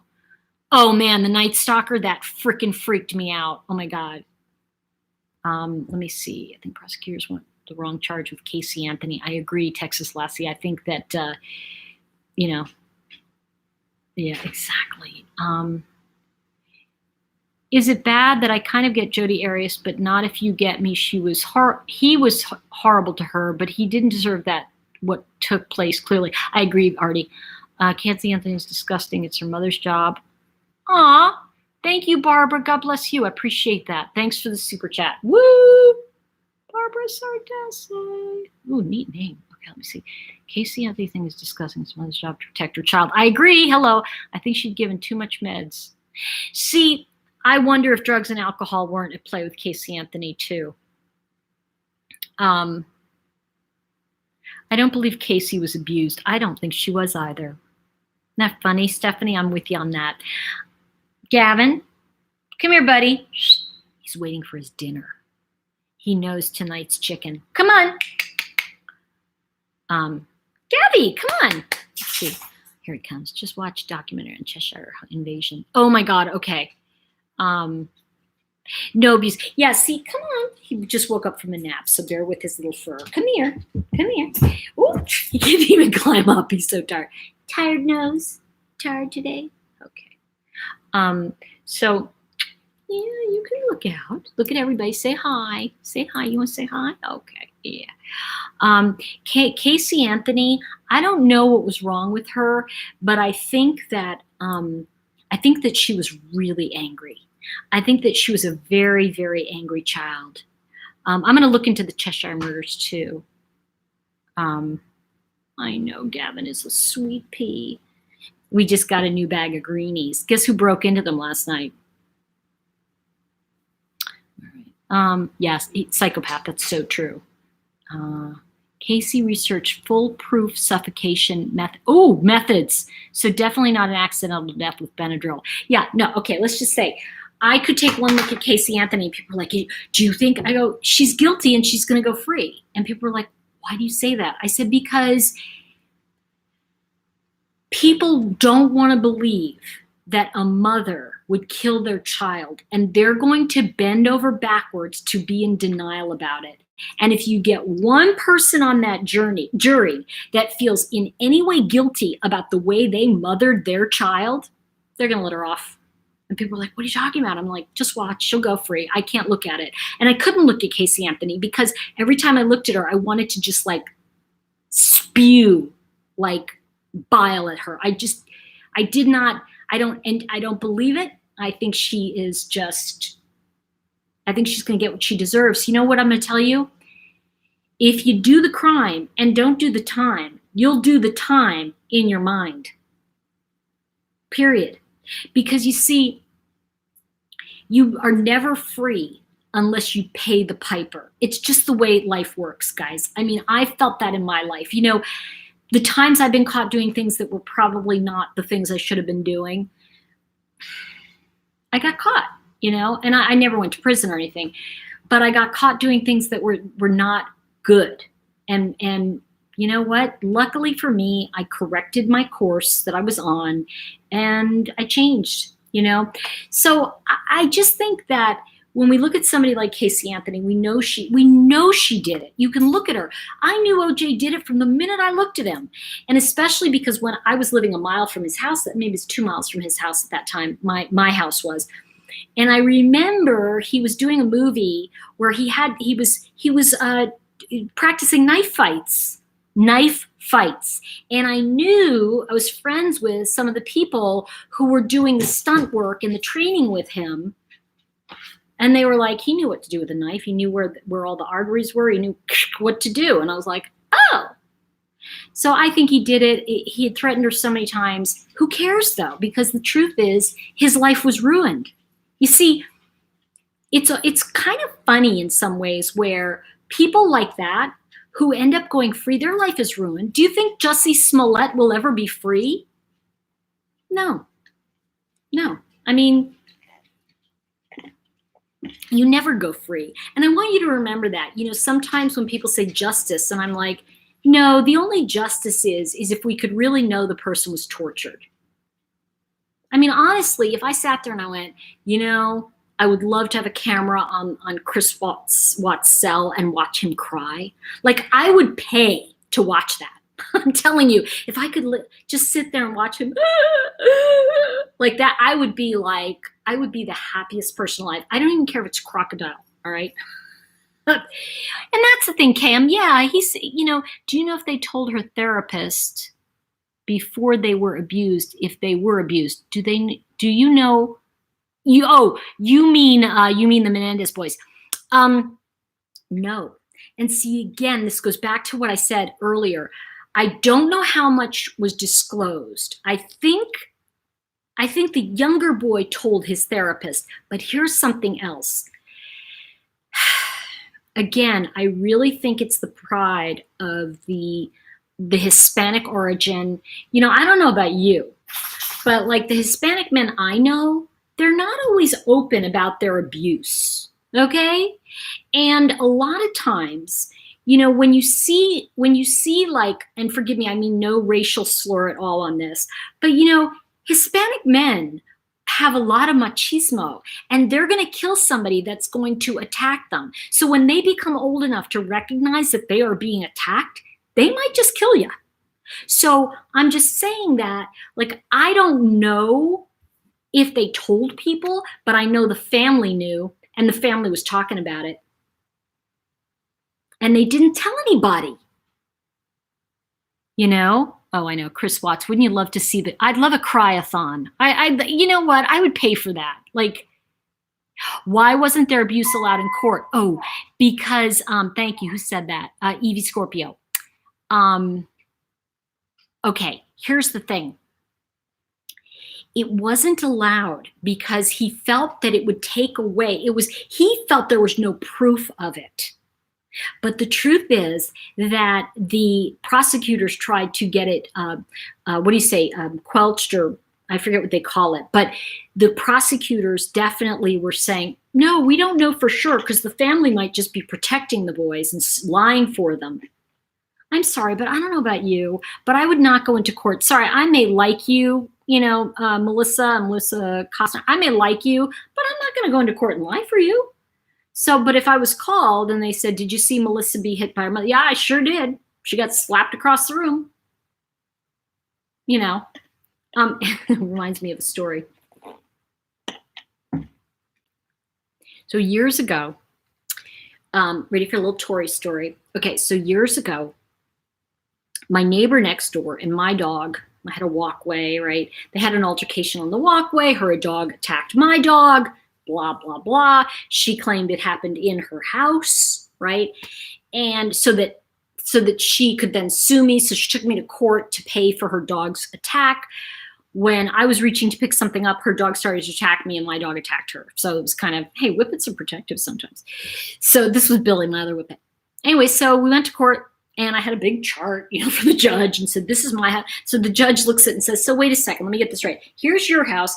Here's your neighbor's house. And your dog would have had to go all the way around into the neighbor's house to attack that dog. I said, yeah, but we were on the walkway. And so my friend Kim, sitting there like this, she's like with a magazine. And the judge says, Miss, who are you? She says, oh, I'm her friend. She points to me. And the judge is like, why are you here? Oh, well, she needed a witness. He said, well, what'd you see? She said, well, not really much. She said, I was sitting in the house. I walk out into the walkway. I see the two dogs fight, and I see the neighbors pull them apart. And he said, well, you didn't do anything? To my friend. My friend said, what do I know from dogs? I have cats. I just went back in and read my book. I won the case. So the thing is that it was placed on the walkway. You see, nobody would let that person come into the court and go, yeah, I saw them be hit. Let's see. Okay, Scott. Thank you for the super chat, Scott. Do you have any thoughts on the Dahmer case? I lost a best friend to him. I still have nightmares about that. Ooh, I am so sorry. Yeah. Jeffrey Dahmer was missing some chromosomes. I mean, that's all I'm going to say. About that. I think there is insane among us. And by the way, I'm sorry about the loss of your friend. I remember when Dahmer was being tried, I was in, I want to say it was in Wisconsin or something. It was like some cold state. I remember it was somewhere up there. And I remember I was visiting and I was working at the time and I was driving around. I was doing presentations. And so I would fly in and people would meet me and take me to various things. Anyway, so I'd be speaking and I drove with these three women for a couple days and they were going into the court. Because you won by lottery to go into the court. And I think that Dahmer was so lonely. I mean, you see, what we have to remember is that all crime happens because of a deep emptiness. It always happens that way, always. And I want you to get, OJ killed Nicole because he could not stand. We can say her being without him, but he hated her because she could go on. He hated his own loneliness so much he wanted to kill it in her. Dahmer kept trying to get people inside because he couldn't feel anything. The deep emptiness and loneliness we all feel at times, we fill with various things. We fill it with food, alcohol, drink. He did it by murder. And I don't want to get into the gruesomeness of it. He always disturbed me, Scott, and I'm glad you brought that up. This is going to sound way off the wall, but I never really understood him at all. Like, I couldn't understand it because I can't, like when I watched Fatal Attraction and they put the rabbit in the pot, I lost it, okay? So I could never understand the idea of cannibalism. That was like just, I mean, I get freaked out if I see someone get a cut, So I never understand that kind of, so there's certain cases like that one that in a way I distanced myself from because it frightened me so much because it was just beyond my comprehension is what I'm saying. But one thing I will say about that's coming forward to me is that the people he picked were people that he felt would like him. and he was very likable. Are you able to do transatlantic readings? Yeah, I do all the time. I do Skype. I do Skype work. I'm gardening and listening to Tori. Oh, I wonder what are you planting, Stefani? I love gardening. Let's see. Oh, the whole time he was there, I'd get the willies thinking about Dahmer. Yeah, KM, her son went there. We also live less than 3 blocks away. Ugh. Yeah. Chris like Watts, like all day, like, you know what it's like, the torture, like, oh my God, I feel sorry for anybody who has to listen to that guy speak his lies. Tori, do you check your messages on Messenger?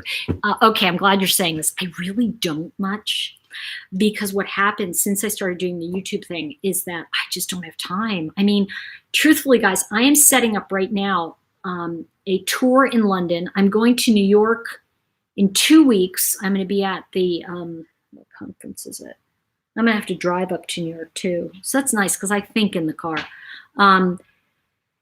The Readers Studio, Tarot Readers, I'm going to be at that conference. And I'm meeting some press people in New York. Hopefully I'll get to see Duty Ron, trying to meet up with him. And then I'm setting up my London tour. I'm going to be at the London College of Psychic Studies. If you guys know anybody in the UK, woo, come. That's going to be a really fun day. I'm going to be doing a lot of stuff in the UK. And all of that, by the way, I'll put it right here, is if you go to my website, which is torihartman.com/events, that is where you will find where I'm going to be, because Elizabeth, my assistant, is putting everything up. So to answer your question, most of the time, I don't really see the messenger stuff. Elizabeth will answer it, or she'll send, sometimes I'll like put a quick note on if I'm on it, but I really have stayed away from Facebook because of the political stuff. And all I can do is like post things that are like puppies and flowers, because it's just gotten me insane. So I just try to stay away. But the other thing about Facebook and Messenger is that I just literally, I'm really true. I have no time. Like like I said, I have 2 books coming out this year. I'm doing a lot of press. I'm going to be in LA in July. I'm going to be going to VidCon. Anybody going to VidCon? The YouTube video con in LA. Let me know if you're going to be there. I can't wait to go to that. Somebody had mentioned they wanted to do something in LA, like a gathering. So I'll see if somebody wants to do like a meet and greet. Still politics on Facebook. Oh God. Yeah. What are they complaining about now? Oh, Shirley, another December 19th. I know you can't get away from December 19th if you are one. No Facebook. It's insane. I agree. Okay. So here's the deal with Facebook. Here's the deal with all of that, is that I don't like when people are, how can I put this? When people are hateful. And I watched friends who had no idea about politics scream about stuff they didn't know anything about. And I feel that the way we live right now, I don't know anything about British politics, for example. So I don't get into British politics. People say this or this, and I'll have my opinion or thoughts about certain things, but I don't know enough about it. I don't vote in Britain. I don't know what their needs are. And so I just kind of feel like everybody's got their, oh, yes. Sir, thank you for saying that about SWV West, because Scott, thank you. And I don't mean to minimize that. I know I jumped over Dahmer, but yeah. The fact that they never age, change, cause of pure evil. Yeah. Oh my God. The irony of Chris Watts having pics of his annihilated family. Yeah, I know it's a little cold for seed sowing. Oh yeah. So let's see. Yeah, it is toxic. And here's what's really scary about it, is that what you resist persists. And we either have to understand that as a consciousness, we created where we are. and being big babies is not going to work. And so nobody's behaving like an adult. So that's why I'm here, and that's why I can control my own little world, my own little space. When I say control it, I mean, like, I don't mind if somebody has an opinion, but if you get on and start calling somebody a shithead, you're not going to stay. I don't want you here, because do you notice, and stop me if I'm wrong, everybody, stop me if I'm wrong on this. What do you think? When you go on those channels, and there's a couple I really dig, right? So you'll see me poking around some of them at night and stuff, and I'll watch people. But what do you think when you go on and you see all the people who are critical? Oh, this or that. Don't you kind of go, oh gosh, I can't, because you want to be a part of something, but you can't be a part of that level of anger. I just can't. And, I have a friend who is, he's off the rails, okay? And people get so crazy because he has a very distinct, opinion politically. And I don't really care what he says, because at the end of the day, this guy was a millionaire by the time he was 20 something. And every year he goes to Russia and he gives away as much money as he can to help orphanages there. So, I don't care if he's left or right. He can be anything he wants because he does a good deed, So people are like, why don't you cut him off your Facebook page? I'm like, because I find him amusing. Sometimes when people are super angry, they can be saying things that are really intelligent. You go, ooh. Or they can be saying things that are so crazy, you go, oh, thank God I'm not like that. And I still love him. I think he's a great guy, but I just don't get into it. I don't comment anymore. Yeah, exactly. Thank you, Melissa. Oh, Gina Shaw, that's right. He doesn't have the autopsy pics of his kids. I think that's what they should give Chris Watts. Why don't they take the pictures of what his children look like when they pulled them out of the oil, and his wife after she had given birth? What a disgusting POS he is. I think they should just, when he goes out to lunch, just come in and take those pictures down and put the real ones up of what he did and let him sit with that for a while. Then I wonder what you'd hear from his cell. I mean, okay. Joe Irving, I'm glad you're saying that. Opinions are great. That's the beauty of our country. We can all believe what we want, but don't be cruel and mean. I enjoy learning from people who believe differently than me. I do too. And that's what changed my mind about a lot of things. But I'm going to tell you what never changed my mind is an argument on Facebook. Never. How many of you really changed your mind based on what someone told you on Facebook? No. There's a wonderful Zig Ziglar. Is it a Zig Ziglar story? It is. Y'all like Zig Ziglar? Okay. Zig Ziglar, he told a story of this little girl. She was probably about 7, and her baby brother was 5. So they go into the hardware store, and the baby brother picks up something. And it's, this is back in the 50s or whatever. He picks up something, and he puts it in his pocket. And, to steal it, right? And the store owner sees him, and he runs over and he slaps the boy's hands and he yells at him and says, "You shouldn't do that." And the boy is like this. And the sister just whispers in his ear. And the little boy goes like this and hands it back. And, and he's like, the owner says, "What'd you say to him?" She said, "Oh, he doesn't understand that kind of talk." I just loved it out of him. And I thought, wow, I'd rather have civil discourse with you and hear what you have to say and kind of go, ooh. I'll never forget. And listen, I consider myself in the middle now, but my mother had lunch with Bella Abzug. I mean, she was off the wall. I mean, I grew up in New York City.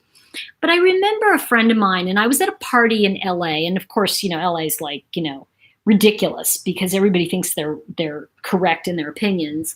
But I was at a party, and everybody was extremely left. And at the time, this is years ago, George Bush was president. And I said, I don't understand why you would vote for him. Like, can you explain to me your own thoughts about him because I don't see it. It's like I just didn't get it, and I can't understand your point of view, right? And can you just help me understand your point of view? Well, everybody in the room went like, oh, that he's a pig. And I said, guys, shut the F up. I want to hear what he has to say.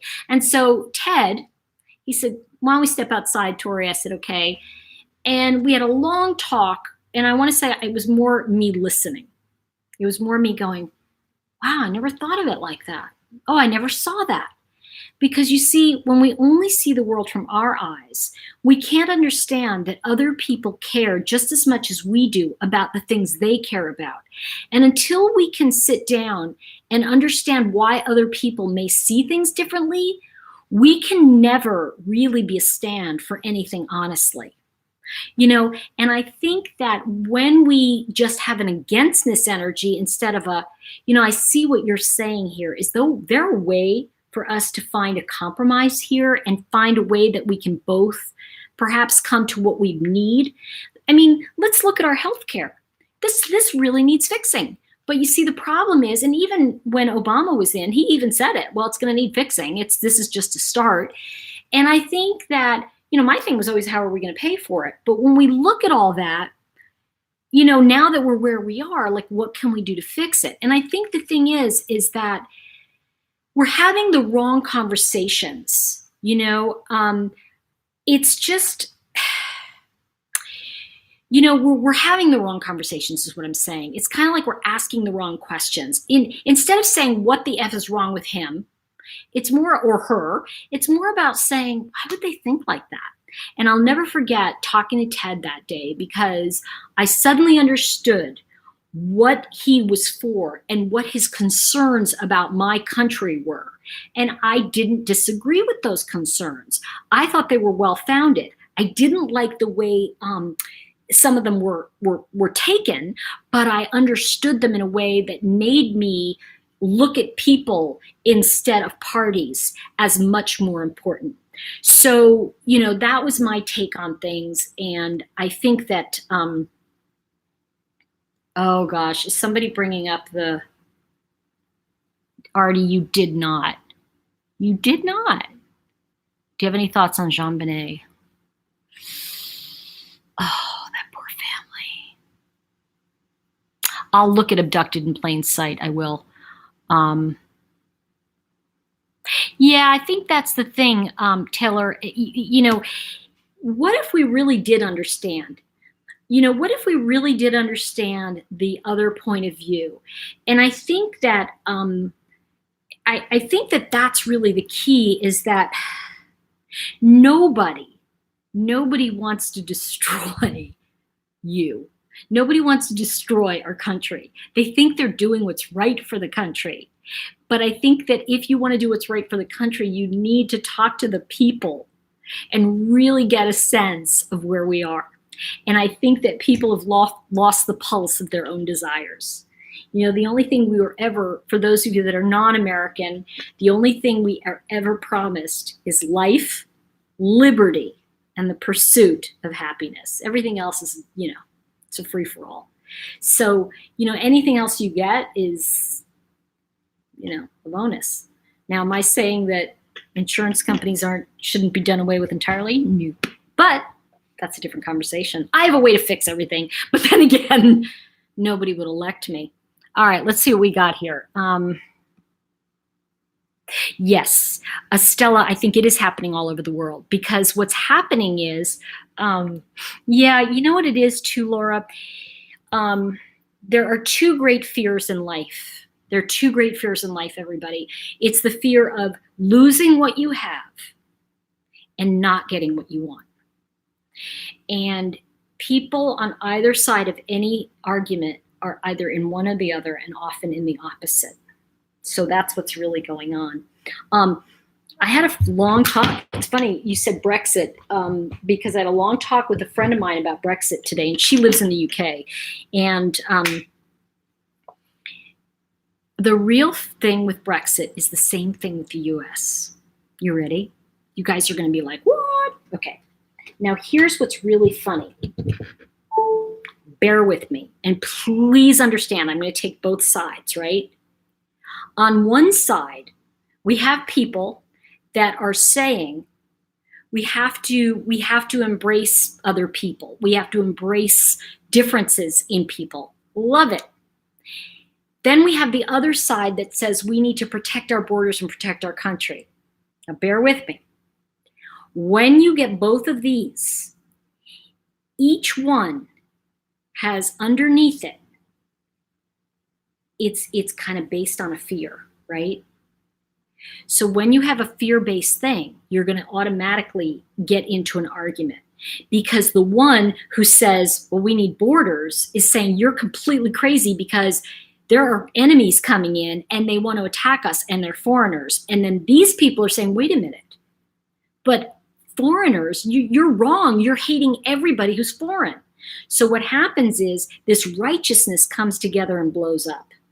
And by the way, it's the same argument with Brexit. It's the same argument here. It's really that same argument of how do we know what's good and what's bad? Well, at the end of the day, what if both sides are really saying important things, but they have to keep their point or the other is going to win? So it's really, really hard to kind of like, they've taken a certain amount of paces and they've got guns pointed at each other. When the guns are pointed, it's really hard to go, you know what, I'm not going to shoot.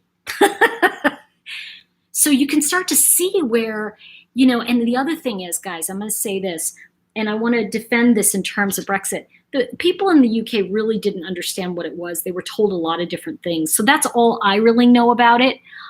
So that's my thing. Okay, when is VidCon? VidCon is in July. It's July, I want to say it's like 10th to 13th or 13th to 15th. It's in Anaheim.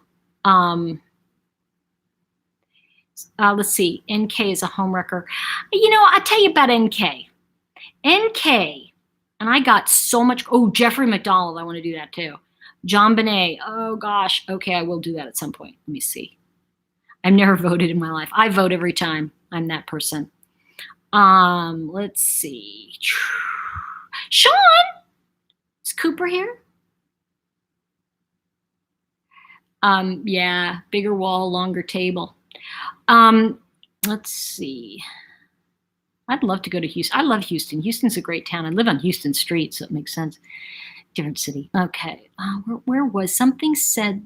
Okay. NK. I want to talk about NK, and then I'm going to see if anybody has any questions. I'm going to wrap up, because I want to talk more about the Menendez case, and I want to get more involved in. There's another case in the UK that I'm interested in. I want to talk about cases that haunt us, cases that emotionally bring us to the brink and keep us stuck because we haven't processed it, and some of them we will never process. Okay. I got slammed because I said in one of my videos, I said that NK was naive. And people were like, she wasn't naive. She knew what she did. Blah, blah, blah. Okay, I misspoke. Because what I really meant to say is that I felt she was dangerously naive by thinking that anything this idiot was telling her was true. You know, number one. Number two, she was off her rocker. I'm sorry, but you don't go after someone else's man. You just don't. And I don't care what he's saying. I'm unhappy at home. Really? Well, once you figure it out at home, then we can talk about it. But I'm not having this conversation with you. And I'm going to tell you something else. Don't find yourself alone with a married man. You know, I had this conversation with a friend of mine, and she lives in my area and she's moving. But, you know, she was like, oh, you should, you know, because her husband's interested in writing and blah, blah, blah. Oh, you should talk to him. I go, I'm not talking to him alone. She's like, what do you mean? I go, I'm not comfortable. And she was like, what? And I go, no. You know, she's always saying, oh, he should talk to you, or she should. I'm like, don't put me in the same room alone with your husband. Now, that's not to say I'm going to cheat or he's going to cheat, but I don't want to do that. I know that sounds crazy to some people. And even to her, I was like, I'll tell you what, you want me to talk to him about writing? You guys come over for dinner one night. I'll cook dinner. We'll sit down. We'll have a meal, and he and I will talk about writing. But you know what? The thing is that my father used to say this, and I really feel this. The tempter is as guilty as the thief. Don't put yourself in a position where you will compromise who you are. I am not comfortable alone in a room with a married man. You know, when I was little, it was like if I sat in a room with a boy, the door was open and my mother was right there. Now, she might have been drunken out of it, but still, you know. So what I'm trying to say is, you know, don't put yourself in a position where you're going to lower your value anytime. You know, I love what Eleanor Roosevelt said, and there was a woman who was cheated on. No one can make a fool of you without your permission. And you know what? Nicole Kessinger made a fool of herself. She spoke like a 2-year-old. She was at 30, she was 13. She had so much damage. She really believed that this guy loved her. And she went after things that were not hers. And you know what? If you go into someone's locker in school and you steal their favorite sweater and then you wear it to school, people will know it. Because everybody knows, oh, that's Rosie's sweater. You have one like her? No, because Rosie's going to come up and smack me and take the sweater from me. And then I'm a thief. So at the end of the day, the moment, I think, and this is just my own opinion, I think the moment that she saw that the family was missing, and she even said his cheese slid off the cracker way before I met him, then she knew something was wrong, but she was addicted. She had an addiction problem too. So I don't want to blame anybody in this sense. I want to just look at it as I have changed a lot since the first video that I did about her, because I really feel like I don't know about her being charged. And here's why. You know what? He killed them. That's why I'm going to stay with that. But I do feel she was a catalyst. How about that? I think she was a big catalyst. You know, I think that, you know, whether or not, remember what I said, don't ever think that someone, my father used to say this to me, don't think that they're getting a free ride, Tori. Don't think that NK is getting a free ride. Don't think that she's off the hook. You know, here's the thing. Sometimes there are some of us, and I know this is true for me, you get the scared out of you enough. And you don't mess with the crazy. And so the truth is, I had a crazy situation, and that person scared the F out of me. And I'm going to tell you something, it straightened out my life, because I went, oh, I'm not playing with that kind of fire. It's like playing with a match in a room filled in gasoline. And if you get out of that room without a burn, like NK did, there's two things that are going to happen. One of two things. You're either going to make it better in your life and you're going to go, I need help. I need to work on myself. And that girl was asking for help. Or you're going to destroy yourself even more. And I think that she knew the minute that woman was missing that he killed him. And I don't care whether she was there or not. Let me tell you something, she wasn't that stupid. You know what I'm saying? She wasn't that stupid. And I'm going to say she was dangerously naive, but she wasn't stupid. Hold on 1 second. Thank you. Oh, I'm persnickety. I love that. Thanks for the super chat. I changed my name. I will bounty plentiful. Oh, you were, because my ex got into my computer and hacked it. I like your new name. I'm persnickety. Yeah, kick his ass. Oh, I'm sorry. Yeah. Yeah. Oh my gosh. Let's see. Yeah. Don't be scared. People talk shit. They want to steal your subscribers. What does that mean? Oh, now I missed something. Yeah, you know what? I think what happened to NK is, and I'm going to be really honest with you, think about this, you guys. Think about this. If you met somebody who is, you know, you're like, oh, I'm winning. And all of a sudden you go, uh-oh, he's crazier than I thought. And when he is that crazy, you run for the frickin' hills. So I think, and I'm going to not pull any punches.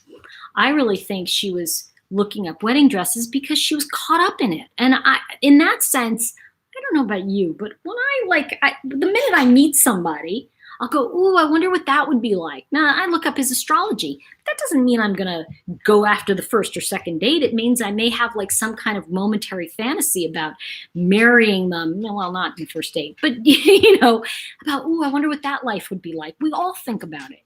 The difference is that when it goes from that into Amber Fry's book deal, I'm going to be really upfront with all of you when I say this. Now, how many of you, and really think about this. Hold on a second. I just wanted to validate that I'm persnickety, and I'm glad that you're back. Yes, Kat Murray, lower vibration attracts lower vibration. Yes, but here's the funny thing that happens. Okay. Maybe not on the justice, so hold on. Lower vibration meets lower vibration, and they think they're higher vibration together. They don't know they're lower vibration. They think they're higher vibration until one of the vibration changes. It's like this. I love everything you do. I love everything you do. I love everything you do. Oh, you hit your dog? That's a lower vibration. All of a sudden, it's not equal. Now, here's something I want to say about NK. Looking up Amber Fry, I think she knew, because remember, think about this. Shanann and the children went missing that morning. She knew by afternoon. And she's thinking immediately, oh my God. I know I would. I don't know about you guys. I would. I'd be like, oh, this isn't looking good. And then I would think of Scott Peterson because, see, somewhere on some level, NK knew he was unstable. Don't you think? She had to know. She had to know he was unstable. She was playing him. She was getting everything she wanted from him. She was in that short time. So I think she knew. And I think she started Googling it, of like, oh, Amber Fry, oh, Scott Peterson. And all of a sudden she's seeing more and more and going, wait a minute, she got a book deal? How much did she make on the book deal? Once you go down that rabbit hole, I don't know about you, but when I'm Google searching, I keep searching. I'll type in different terms. So I think she was typing in a lot of terms. And I think she initially saw that and she clicked on it and then she typed. And so, she's not very smart if she thinks she would get a book deal. I mean, what a dumbass.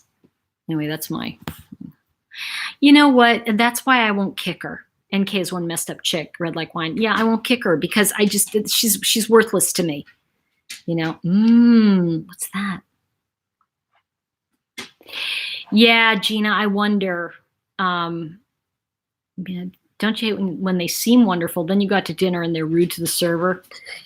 Okay, or worse, Alice Parker, you ready for this? I went out on a date. I don't know what it is. I go on this first date with this guy, a number of years ago. And he's like, and by the way, he was a politician and he was fairly well known. This was in LA.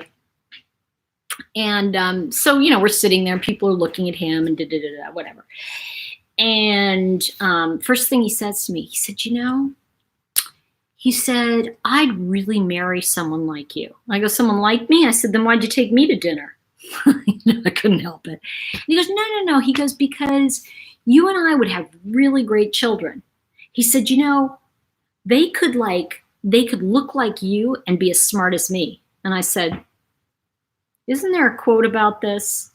About what if they look like you and have my intelligence? I don't know who said it, but so sometimes people say stupid shit is the point I'm making. Yeah, big time catalyst, right? Yeah, there you go.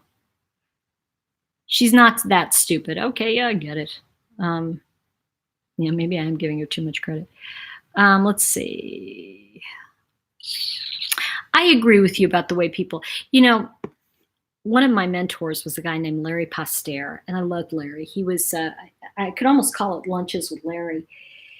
He owned an ad agency in LA, and what a smart guy. And he would tell stories, and he used to say all the time that it was really important. His dad was a bus driver in Chicago, and he grew up on the South Side. And he said that when he finally, of course, he owned his ad agency, when he finally made it, he said that he always tried and remembered everybody's name. At the end of the day, if you walk down the hall in his ad agency with him, he would always say, "Oh, hi, Jim. Hi, Sue. Hi, so-and-so." He knew everybody's name. And people who worked for him loved him. So I guess the thing is, my dad used to say, the bigger they are, the nicer they are. And my father used to always say, I'll take just a little dumber if they're just a little kinder. So, there you go. All right, let's see. They need her confession. She ain't gonna, okay, let's see. Yeah, thank you. Let's see. Yeah, that's the thing. It's like, let me tell you, hi, Jewels of Thought. By the way, you guys, if you don't love Jewels of Thought, you are just missing something fantastic.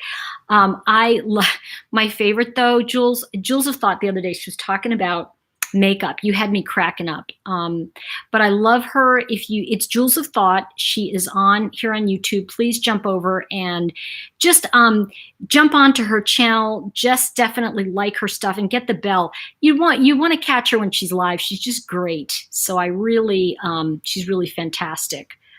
Let's see. I like that. I like if you squirt someone, you'll get wet too. Thanks, Black Rose.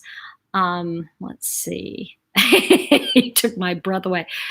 Oh, I know. My dad had so much wisdom, you guys. Oh, so that's something I was going to tell you. I think what I'm going to start doing, and I don't know if you saw it down there, but I put on my main page now, it says Tori Talks, and I'm going to start putting my talks on there, like this one.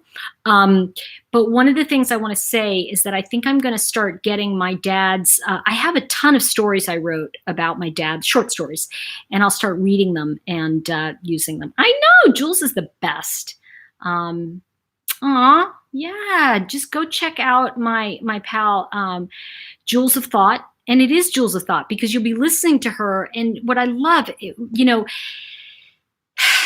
I really love just listening to her because there's something about the sensibility and the way that she presents things and just feeling like you're in someone's room with them and just chilling out. I always feel, I don't know, Jules, I feel a little bit less lonely in the world when I listen to you. So thank you.